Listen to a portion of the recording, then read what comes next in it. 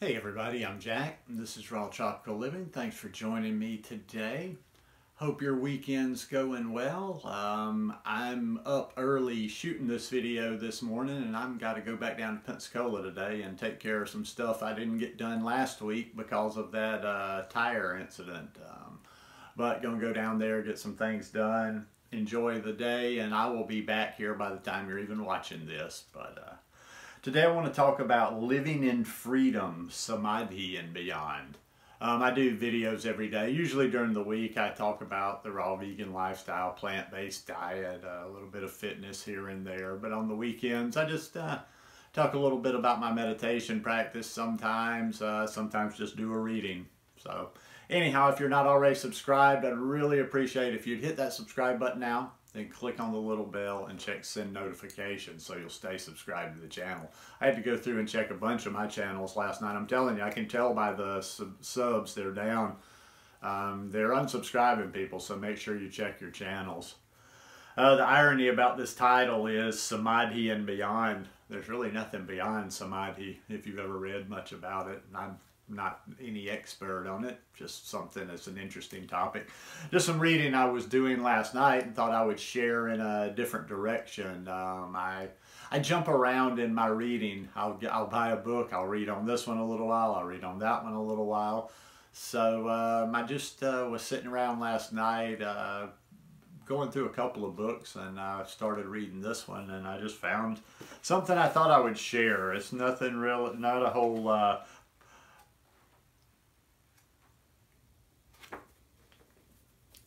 yeah, and just found something I thought I would share. I don't know. I hope you guys will enjoy it. Some interesting thought.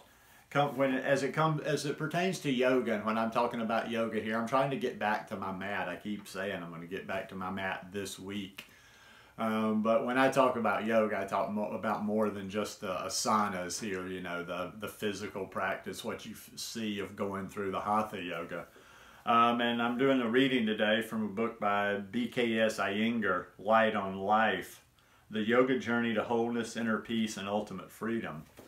So I was reading over and towards the end of the book, and I found this chapter called Living in Freedom, which I really enjoyed. And I know how I got here, because I was actually going through my, what's the name of that, on my reader on the iPad, Kindle. Jeez, I forget names sometimes. I was going through my Kindle, looking through my copy of Patanjali Sutras, and I wasn't really ready for looking for that heavy reading last night, so I just ended up reading this kind of. Then this is kind of a little bit of a talk about Patanjali's work. Living in freedom. When many of us think of freedom, we believe that it means the pursuit of happiness. Certain political freedom, as Gandhiji knew, is essential, as the ability to direct our lives is essential for our ability to reach our full potential. Economic freedom is also important, for grinding poverty makes it difficult to think of the life of the spirit. But equally important to political and economic freedom is spiritual freedom. Spiritual freedom actually requires greater self-control and the ability to direct our lives in the right direction. This is the ultimate freedom, which is the fusion of our individual soul with the universal soul, as we release our own wants and wishes for a higher purpose and a higher knowledge of the will of the Absolute in our lives. This final chapter on living in freedom corresponds to the fourth and final chapter of Patanjali's great work. He calls it the Kaivalya Pada, the freedom chapter. Actually, he begins his book with Samadhi, and then in the second chapter drops right back down to basics, showing how to put one's first foot on the path of the inward journey through the sheaths of being. In his third chapter, he brings us back up to the zenith of yoga, but warns of the dangers on the way if we succumb to the temptations of growing power. His last chapter is the most beautiful and lyrical, enjoying the sweetness of the great task accomplished. Yet at the same time, he goes out of his way to set our feet back firmly on the ground. See, Samadhi is an experience which he makes clear is worth struggling to reach. It is transformative and utterly purifying. But what then? Samadhi is a state of being in which you cannot do. You cannot catch a bus when in Samadhi. In a state of oneness, how would you be able to discriminate which one to get on?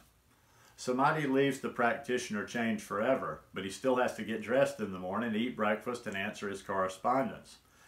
Nature does not simply disappear once and for all. It is simply that the realized yogi is never again unaware of the true relationship between nature and cosmic soul. Ordinary people say, "I live my life." The yogi is aware that it is the divine breath that lives us, and he can see that divine breath in others. His insight penetrates at all times beneath the surface of appearances. Essence is more real than expression.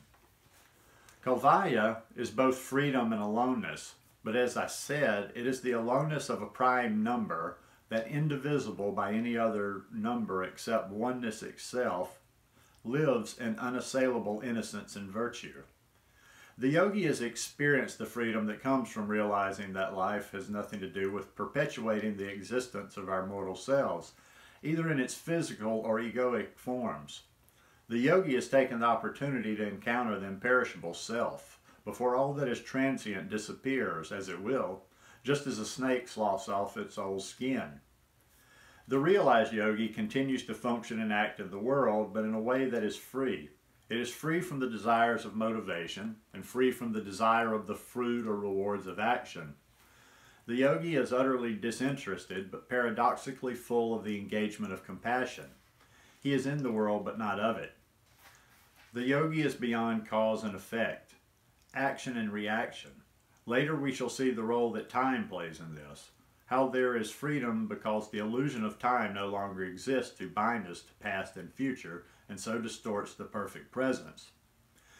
The challenge for the spiritually free man is to live according to 5 qualities: courage, vitality, right and useful memory, awareness through living in the present moment, and total absorption in his activities.